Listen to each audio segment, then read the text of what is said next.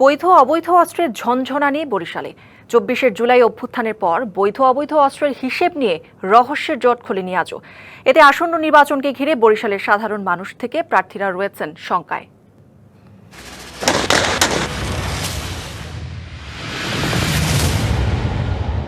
২০২৪ সালের জুলাই আগস্টের গণঅভ্যুত্থানের সময় দেশ জুড়ে ব্যাপক সহিংসতার মধ্যে বৈধ অবৈধ অস্ত্র ব্যবহারের অভিযোগ ওঠে, যাতে বহু আন্দোলনকারীর প্রাণহানি ঘটে। পাশাপাশি সে সময় লুট করা হয় আইনশৃঙ্খলা বাহিনীর অস্ত্র, যা এখনও পুরোপুরি উদ্ধার হয়নি। গণঅভ্যুত্থানের পরে দেশে স্থিতিশীলতার স্বার্থে নির্ধারিত সময়ে বৈধ অস্ত্র জমা দিতে সরকার নির্দেশনা দিলেও বরিশালে তা পুরোপুরি কার্যকর হয়নি। ২০০৯ সালের ৬ জানুয়ারি থেকে ২৪ সালের ৫ আগস্ট পর্যন্ত বরিশাল মহানগর সহ জেলায় বেসামরিক নাগরিকদের ১৯৭টি আগ্নেয়াস্ত্রের লাইসেন্স দেয়া হয়। তবে অভ্যুত্থানের ১৬ মাস পেরিয়ে গেলেও এখনও বৈধ অস্ত্র জমা দেননি কার্যক্রম নিষিদ্ধ আওয়ামী লীগের জেলা সভাপতি আবুল হাসনাত আবদুল্লাহর ছোট ছেলে সানিয়াবাদ আশিক আবদুল্লাহ, মহানগর ছাত্রলীগের সাবেক সভাপতি জসিম উদ্দিন সহ অনেকেই। এমন পরিস্থিতিতে বৈধ অবৈধ অস্ত্রের ঝনঝনানি শোনা যাচ্ছে বরিশালে। গেল বুধবার নগরীর আলেকান্দা এলাকায় অস্ত্র হাতে চলে দুর্বৃত্তদের মহড়া।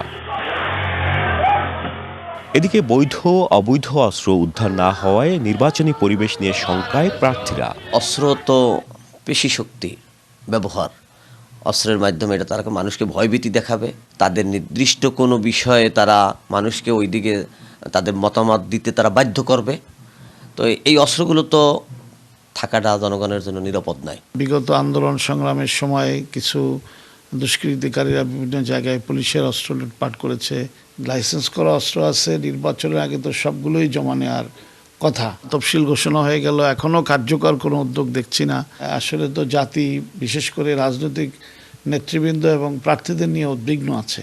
প্রায় ১০,০০০ অস্ত্র চলে গেছে ওই আন্দোলনের সময়, এবং স্ট্রিক্টলি যদি প্রশাসন ঠিক থাকে। অ্যান্টি স্লিপার টেকনোলজি ও সফট টেক্সচার দেয় নরম ঘাসের স্পর্শ, সাপোর্ট গ্রাস ম্যাট, নান্দনিকতার ছোঁয়া। প্রশাসন যদি রাষ্ট্রের পুলিশ হয়ে থাকে তাহলে তারা ইচ্ছা করলে বের করতে পারবে। যদিও পুলিশ কমিশনার বলছেন নির্বাচন সামনে রেখে জোরদার করা হচ্ছে অভিযান। নির্বাচন সুষ্ঠু রাখার জন্য যত রকমের অবৈধ অস্ত্র বলি বা অন্য যে কোনো থ্রেট আমরা সেটাকে অ্যাড্রেস করব। আমাদের হয়তো যৌথ বাহিনীর একটা অভিযান, সব বাহিনী মিলে আমাদের বিভিন্ন যে পয়েন্টে যেগুলো আমাদের অপরাধ সংগঠিত হওয়ার যে বিষয়গুলো থাকে সেগুলো পয়েন্টে আমাদের আজ থেকে অভিযান শুরু হচ্ছে। ১৯৭১ সালে পাকিস্তানিদের আত্মসমর্পণ এবং তার পরবর্তী সময়ে অস্ত্র নিষ্কাশনের শিক্ষা আজও প্রাসঙ্গিক। এরই ধারাবাহিকতায় রাজনৈতিক বিশ্লেষকরাও মনে করছেন আগামীর ত্রয়োদশ জাতীয় সংসদ নির্বাচনকে একটি অবাধ, সুষ্ঠু এবং শান্তিপূর্ণ পরিবেশে অনুষ্ঠিত করতে দ্রুত সময়ে অবৈধ অস্ত্র উদ্ধারে পদক্ষেপ নেওয়ার বিকল্প নেই।